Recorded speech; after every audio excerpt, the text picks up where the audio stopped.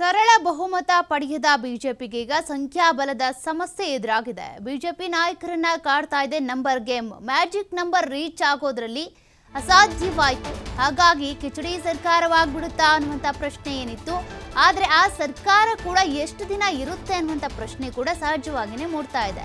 BJP ನಾಯಕರನ್ನ ಈಗ number game ಸಮಸ್ಯೆ ಏನಿದೆ ಅದು ದೊಡ್ಡದಾಗಿನೇ ಕಾಡ್ತಾ ಇದೆ. ಸಂಸದರನ್ನ ಹಿಡಿದಿಟ್ಟುಕೊಳ್ಳೋದಕ್ಕೆ ಬಿಜೆಪಿ ಪ್ಲಾನ್ ಮಾಡ್ಕೊಳ್ತಾ ಇದೆ. ಸಂಸದರು ಏನಾದರೂ ಪಕ್ಷಾಂತರ ಮಾಡಿಬಿಟ್ರೆ ಅನ್ನುವಂಥ ಭಯ ಕೂಡ ಈಗ ಬಿಜೆಪಿ ವಲಯದಲ್ಲಿದೆ. ದೆಹಲಿಯಲ್ಲಿ ಬಿಜೆಪಿ ನೂತನ ಸಂಸದರ ಸಭೆ ಕೂಡ ಕರೆಯಲಾಗಿದೆ. ಸಂಸದರಿಗೆ ಒಗ್ಗಟ್ಟಿನ ಪಾಠ ಮಾಡ್ತಾರೆ ಬಿಜೆಪಿಯ ವರಿಷ್ಠರು. ಸಂಪುಟ ರಚನೆಯ ವೇಳೆ ಭಿನ್ನಮತ ಸ್ಫೋಟ ಆಗುವಂಥ ಸಾಧ್ಯತೆ ಇದ್ದೇ ಇದೆ. ಯಾಕೆಂದರೆ ಮಿತ್ರ ಪಕ್ಷಗಳಿಗೆ ಸ್ಪಂದಿಸುವಂತೆ ಸಂಸದರಿಗೆ ಪಾಠವನ್ನ ಮಾಡಲಾಗುತ್ತೆ. ಮಿತ್ರ ಪಕ್ಷಗಳ ಜೊತೆಗೂಡಿ ತಮ್ಮ ಸರ್ಕಾರ ರಚನೆ ಮಾಡೋದಕ್ಕೆ ಹೊರಟಿರುವಂಥ NDA ಏನಿದೆ, ಹೀಗಾಗಿ ಮಿತ್ರ ಪಕ್ಷಗಳಿಗೆ ಮಣೆ ಹಾಕುವಂಥ ಸಂದರ್ಭದಲ್ಲಿ ಸ್ವತಃ ಬಿಜೆಪಿಯಲ್ಲಿ ಇರುವಂತಹ ಸಂಸದರಿಗೆ ಕೆಲವೊಂದು ಟೈಮ್ ಅಸಮಾಧಾನ ಆದರೂ ಆಗ್ಬೋದು. ಅದನ್ನ ಹೇಗೆ ಶಮನ ಮಾಡಬೇಕಾಗುತ್ತೆ, ಒಗ್ಗಟ್ಟಾಗಿ ಹೇಗಿರಬೇಕಾಗುತ್ತೆ, ಸಂಸದರು ಬಿಜೆಪಿಯಲ್ಲೇ ಉಳ್ಕೋಬೇಕು ಅಂದರೆ ಏನೆಲ್ಲ ಅವ್ರಿಗೆ ಪಾಠ ಮಾಡಬೇಕು, ಅದಕ್ಕೋಸ್ಕರ ಸಭೆಯನ್ನ ಕರೆದಿದ್ದಾರೆ. ನೂತನ ಸಂಸದರ ಸಭೆ JP ನಡ್ಡಾ ನಿವಾಸದಲ್ಲಿ ಬಿಜೆಪಿ ಈ ಮಹತ್ವದ ಸಭೆಯನ್ನ ನಡೆಸುತ್ತೆ. ಈಗಾಗಲೇ ಬಿಜೆಪಿ ವಲಯದಲ್ಲಿ ಸಾಕಷ್ಟು ಚರ್ಚೆಗಳಾಗ್ತಾ ಇದ್ದಾವೆ. NDA ಕೂಟ ಸರ್ಕಾರ ರಚನೆ ಮಾಡಿದ್ದೇ ಆದಲ್ಲಿ ಬಿಜೆಪಿಯ ಸಂಸದರಿಗೆ ಏನು ಸ್ಥಾನಮಾನ ಕೊಡಬೇಕು, ಸಚಿವರ ಖಾತೆ ಅಂತ ಬಂದಾಗ ಯಾವ ಖಾತೆ ಕೊಡಬೇಕು ಅನ್ನುವಂಥ ಪ್ರಶ್ನೆ. ಇತ್ತ TDP ಅದೇ ರೀತಿಯಾಗಿ JDU ಹಲವು ಬೇಡಿಕೆಗಳನ್ನು ಇಟ್ಕೊಂಡಿದೆ. ಮಿತ್ರ ಪಕ್ಷಗಳ ಬೇಡಿಕೆಗಳನ್ನು ಈಡೇರಿಸುವಂಥ ನಿಟ್ಟಿನಲ್ಲಿ ತಮ್ಮ ಪಕ್ಷದಲ್ಲೇ ಇರುವಂತಹ ಸಂಸದರಿಗೆ ಅನ್ಯಾಯ ಆಗ್ಬಿಟ್ರೆ ಅನ್ನುವಂಥ ಒಂದಷ್ಟು ಭಯ ಆತಂಕ ಕೂಡ ಇದೆ. ಹಾಗಾಗಿ ಸಂಸದರನ್ನ ಹಿಡಿದಿಟ್ಕೊಳ್ಳೋದಕ್ಕೆ, ಸಂಸದರಿಗೆ ಒಗ್ಗಟ್ಟಿನ ಪಾಠವನ್ನು ಮಾಡೋದಕ್ಕೆ ಅಂತ ಇವತ್ತು ಬಿಜೆಪಿಯ ವರಿಷ್ಠರು ಸೇರಿದಂತೆ ನೂತನ ಸಂಸದರ ಸಭೆಯನ್ನು ಕರೆದಿದ್ದಾರೆ. ಆ ಸಭೆ JP ನಡ್ಡಾ ಅವರ ನಿವಾಸದಲ್ಲಿ ನಡೆಯುತ್ತೆ. ಸಭೆಯಲ್ಲಿ ಸಂಸದರು ಪಕ್ಷಾಂತರ ಮಾಡದೇ ಇರೋ ರೀತಿಯಾಗಿ ನೋಡಿಕೊಳ್ಳುವಂತಹ ಒಂದಷ್ಟು ಒಗ್ಗಟ್ಟಿನ ಮಂತ್ರವನ್ನು ಜಪ ಮಾಡಲಾಗುತ್ತೆ. ಈಗಾಗಲೇ NDA ಸರ್ಕಾರ ರಚನೆ ಆಗಬೇಕು ಅಂತ ಅಂದರೆ ಮಿತ್ರ ಪಕ್ಷಗಳ ಬೇಡಿಕೆಗಳನ್ನು ಈಡೇರಿಸಬೇಕಾಗುತ್ತೆ. ಅದೇ ರೀತಿಯಾಗಿ ಸ್ವತಂತ್ರವಾಗಿ ಬಿಜೆಪಿ ಅಧಿಕಾರವನ್ನು ನಡೆಸೋದಕ್ಕಾಗಲ್ಲ. ಅಂಗಪಕ್ಷಗಳೇನಿದ್ದಾವೆ, ಅಂಗಪಕ್ಷದ ನಾಯಕರೇನಿದ್ದಾರೆ ಅವರ ಅಭಿಪ್ರಾಯವನ್ನು ಕೂಡ ಕೇಳಬೇಕಾಗುತ್ತೆ.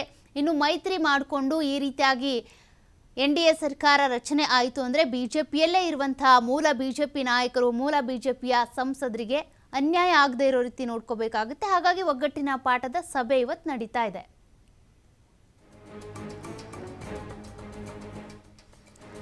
ಈ ಬಗ್ಗೆ ಡೀಟೇಲ್ಸ್ ಕೊಡ್ತಾ ಹೋಗ್ತಾರೆ ನನ್ನ ಕೊಲೀಗ್ ಪ್ರಭು. ಡೆಸ್ಕ್ ಲೈವ್ ಇಂದ ಜಾಯಿನ್ ಆಗ್ತಾ ಇದ್ದಾರೆ. ಪ್ರಭು, ಈಗಾಗಲೇ ಬಿಜೆಪಿ ವಲಯದಲ್ಲಿ ಸಾಕಷ್ಟು ಚರ್ಚೆಗಳಾಗ್ತಾ ಇದ್ದಾವೆ. ಅದರಲ್ಲೂ ಕೂಡ NDA ಸರ್ಕಾರ ರಚನೆಗೆ ಸಂಬಂಧಪಟ್ಟಂತೆ ಅನೇಕ ಡೆವಲಪ್ಮೆಂಟ್ಸ್ ಕೂಡ ಆಗ್ತಾ ಇದ್ದಾವೆ. ಇನ್ನೇನು ಹಕ್ಕು ಮಂಡನೆಗೂ ಕೂಡ ಮೋದಿ ಅವರು ಸಿದ್ಧರಾಗಿದ್ದಾರೆ. ಅದರ ಬೆನ್ನಲ್ಲೇ ಸಂಸದರನ್ನ ಹಿಡಿದಿಟ್ಟುಕೊಳ್ಳೋದಕ್ಕೆ ಅಂತ ಒಂದು ಸಭೆಯನ್ನು ಕೂಡ ಕರೆದಿದ್ದಾರೆ. ಈ ಸಭೆಯಲ್ಲಿ ಏನೆಲ್ಲ ಚರ್ಚೆ ಆಗ್ಬೋದು, ನೂತನ ಸಂಸದರಿಗೆ ಒಗ್ಗಟ್ಟಿನ ಪಾಠವನ್ನ ಹೇಗೆ ಹೇಳ್ತಾರೆ ಅಂತ? ಖಂಡಿತವಾಗ್ಲೂ ಸೌಖ್ಯ. ಈಗ NDA ಸರ್ಕಾರ ರಚನೆ ಆಗೋದು ನಿಶ್ಚಿತ.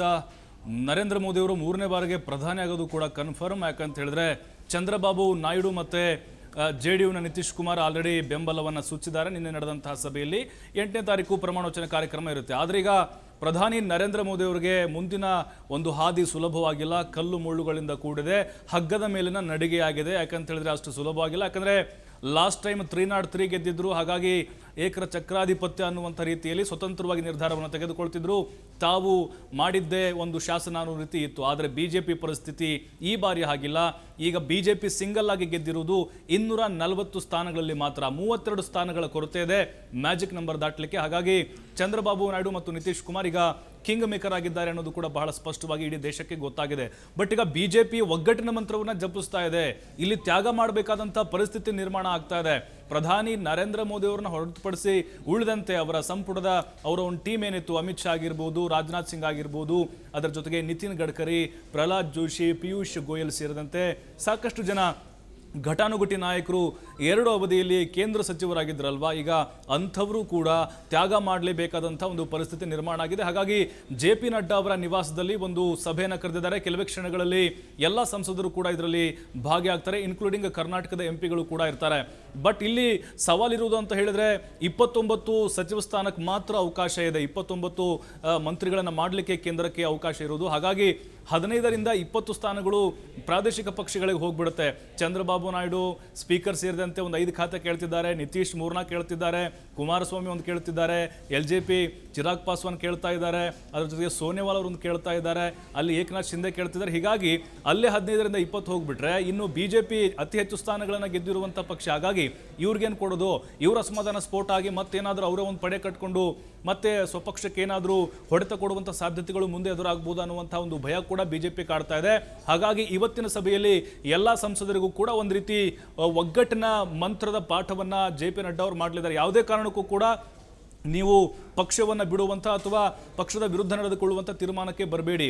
ಯಾಕಂದರೆ ಪರಿಸ್ಥಿತಿ ಹಾಗಿದೆ, ನಮಗೆ ಮ್ಯಾಜಿಕ್ ನಂಬರ್ ಬಂದಿಲ್ಲ, ಮೋದಿ ಅವರು 5 ವರ್ಷ ಪ್ರಧಾನಮಂತ್ರಿ ಆಗಲೇಬೇಕು ಅಂತ ಹೇಳಿದ್ರೆ ನೀವು ತಾಳ್ಮೆಯಿಂದ ಇರಬೇಕು. ಬೇರೆ ಪಕ್ಷಗಳ ಮರ್ಜಿಯಲ್ಲಿ ನಾವು ಬದುಕ್ತಾ ಇದ್ದೀವಿ, ಬೇರೆ ಪಕ್ಷಗಳ ಒಂದು ಅನಿವಾರ್ಯತೆಯಲ್ಲಿ ನಾವು ಈಗ ಅಧಿಕಾರವನ್ನು ಹಿಡಿತಾ ಇದ್ದೀವಿ. ಹಾಗಾಗಿ ಅವ್ರು ಹೇಳ್ದಂಗೆ ನಾವು ಕೇಳಲೇಬೇಕು ಅಂಥೇಳಿ ಈ ಪಾಠವನ್ನು ಮಾಡಲಿದ್ದಾರೆ, ಮನವರಿಕೆ ಮಾಡಲಿದ್ದಾರೆ. ಹಾಗಾಗಿ ಯಾರ್ಯಾರು ಸಚಿವ ಸ್ಥಾನದ ಆಕಾಂಕ್ಷಿಗಳಿದ್ದಾರೋ ಅದರಲ್ಲೂ ಇನ್ಕ್ಲೂಡಿಂಗ್ ಕರ್ನಾಟಕ ಸೇರಿದಂತೆ, ಯಾಕಂತ ಹೇಳಿದ್ರೆ ಬೊಮ್ಮಾಯಿ ಶೆಟ್ಟರು, ಅದರ ಜೊತೆಗೆ ಕುಮಾರಸ್ವಾಮಿ ಅವರು, ಜೊತೆಗೆ ಅಲ್ಲಿ ಪ್ರಹ್ಲಾದ್ ಜೋಶಿ ಅವರು, ಇವರು ಕೂಡ ಈಗ ಸಚಿವರಾಗಬೇಕು ಅಂತ ಕನಸು ಕಾಣ್ತಾ ಇದ್ದಾರೆ. ಬಟ್ ಈಗ ನಾವು ಗಮನಿಸಿದ್ರೆ ಬೇರೆ ಪಕ್ಷಗಳ ಒತ್ತಡ ಜಾಸ್ತಿ ಆಗಿರೋದ್ರಿಂದಾಗಿ ಮತ್ತು ಕಿಂಗ್ ಮೇಕರ್ ಆಗಿರೋದ್ರಿಂದಾಗಿ ಡಿಮ್ಯಾಂಡ್ ಕೂಡ ಅವರಿಗೆ ಜಾಸ್ತಿ ಕ್ರಿಯೇಟ್ ಆಗಿರೋದ್ರಿಂದಾಗಿ ಅವರು ಹೇಳ್ದಂಗೆ ಈಗ BJP ಕೇಳಲೇಬೇಕಾಗುತ್ತೆ. ತಮ್ಮ ಸಂಸದರಿಗೆ ಈ ರೀತಿಯಾಗಿ ನೀವು ಬೇರೆ ಪಕ್ಷಗಳಿಗೆ ನಾವು ಅವಕಾಶವನ್ನು ಕೊಡಲೇಬೇಕಾದಂತಹ ಒಂದು ಪರಿಸ್ಥಿತಿ ನಿರ್ಮಾಣ ಆಗಿರೋದ್ರಿಂದಾಗಿ ನೀವು ಈ ಬಾರಿ ಡಿಮ್ಯಾಂಡನ್ನು ಮಾಡೋಂಗಿಲ್ಲ. ಯಾಕಂತ ಹೇಳಿದ್ರೆ ಅಮಿತ್ ಶಾ ಮತ್ತು ನರೇಂದ್ರ ಮೋದಿ ಅವರನ್ನ ಹೊರತುಪಡಿಸಿದ್ರೆ ಇನ್ನುಳಿದಂತೆ ಯಾರ್ಯಾರೆಲ್ಲ ಹಿರಿಯ ನಾಯಕರಿದ್ದಾರೋ ಅವರು ಕೂಡ ಈ ಬಾರಿ ಸಚಿವ ಸ್ಥಾನದಿಂದ ವಂಚಿತರಾಗುವಂಥ ಸಾಧ್ಯತೆಗಳು ದಟ್ಟವಾಗಿದೆ. ಯಾಕಂದರೆ ಸರ್ಕಾರ NDA ಸರ್ಕಾರ ಇರಬೇಕು ಅಂತ ಹೇಳಿದ್ರೆ ಈ 2 ಪಕ್ಷಗಳ ಬೆಂಬಲ ಅನಿವಾರ್ಯವಾಗಿ ಬೇಕೇ ಬೇಕಾಗುತ್ತೆ. ಹಾಗಾಗಿ ಅವಶ್ಯಕತೆ ಕೂಡ ಇರೋದ್ರಿಂದಾಗಿ ಎಲ್ಲ ಸಂಸದರಿಗೂ ಕೂಡ ಅಂದರೆ 5 ವರ್ಷಗಳ ಕಾಲ ತಾವು ನಮ್ಮ ಮುಂದೆ ಬರೋಕ್ಕೆ ಹೋಗ್ಬೇಡಿ, ಅಂದರೆ ಈ ರೀತಿ ಸಚಿವ ಸ್ಥಾನಕ್ಕೋಸ್ಕರ ಡಿಮ್ಯಾಂಡನ್ನು ಮಾಡೋಕ್ಕೆ ಹೋಗ್ಬೇಡಿ ಅನ್ನುವಂಥ ಪಾಠವನ್ನು ಇವತ್ತು ನಡ್ಡಾ ಅವರು ಮಾಡಲಿದ್ದಾರೆ. ಅದರ ಜೊತೆಗೆ ಈಗಾಗಲೇ ಅಮಿತ್ ಶಾ ಮತ್ತು ನರೇಂದ್ರ ಮೋದಿ ಅವರು ಕೂಡ ಸಂಸದರಿಗೆ ಕರೆ ಕೊಟ್ಟಿದ್ದಾರೆ, ಯಾವುದೇ ಕಾರಣಕ್ಕೂ ತಮ್ಮ ಒಂದು ಅಸಮಾಧಾನವನ್ನು ಬಹಿರಂಗವಾಗಿ ಮಾಧ್ಯಮಗಳ ಮುಂದೆ ಹೊರ ಹಾಕಬೇಡಿ ಅಂತೇಳಿ. ಬಟ್ ನಮಗನಿಸ್ತಾ ಇದೆ ಇಲ್ಲಿ ಪ್ರಾದೇಶಿಕ ಪಕ್ಷಗಳ ಒಂದು ಬಲ ತಾಕತ್ತು ಇಲ್ಲಿ ಜಾಸ್ತಿ ಆಗಿರೋದ್ರಿಂದಾಗಿ 29 ಸಚಿವ ಸ್ಥಾನಗಳಲ್ಲಿ BJPಗೆ ಬರೀ 15 ಸಿಕ್ಕು, ಉಳಿದಂತೆ ಅಂದರೆ 50-50 ಆಗುವಂಥ ಸಾಧ್ಯತೆಗಳು ಹೆಚ್ಚಾಗಿದ್ದಾವೆ. ಬಟ್ ಈಗ BJP ಸಂಸದರನ್ನು ಹಿಡಿದಿಟ್ಕೊಳ್ಳೋಕೆ ಒಂದು ರೀತಿ ಸವಾಲೇ ಈಗ BJPಗೆ ಅನಿಸ್ತಾ ಇದೆ. ಹಾಗಾಗಿ ಮುಂದಿನ ದಿನಗಳಲ್ಲಿ ಏನಾದರೂ ಮತ್ತೆ ಪಕ್ಷದ ಮೇಲೆ ಅದು ವ್ಯತಿರಿಕ್ತ ಪರಿಣಾಮವನ್ನು ಬೀರುವುದು ಅಥವಾ NDA ಸರ್ಕಾರದ ಮೇಲೆ ಏನಾದರೂ BJPಯ ಸಂಸದರು ಮುನಿಸಿಕೊಂಡು ಮತ್ತೆ ಹೊರ ಹೋಗುವಂತಹ ಸಾಧ್ಯತೆಗಳು ಏನಾದರೂ ಇರಬಹುದಾ ಅಂತೇಳಿ. ಹಾಗಾಗಿ ಈ ಸಂದರ್ಭ ಏನಿದೆ ಕ್ರಿಟಿಕಲ್ ಆಗಿರುವಂತಹ ಪರಿಸ್ಥಿತಿ, ಇದಕ್ಕೆ ಹೊಂದಿಕೊಂಡು ನಾವು ಹೋಗಲೇಬೇಕು.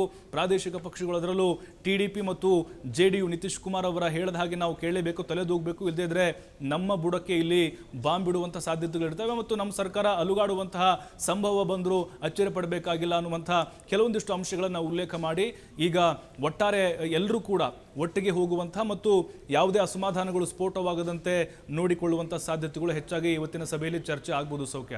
Thank you Prabhu ಡೀಟೇಲ್ಸ್ಗೆ.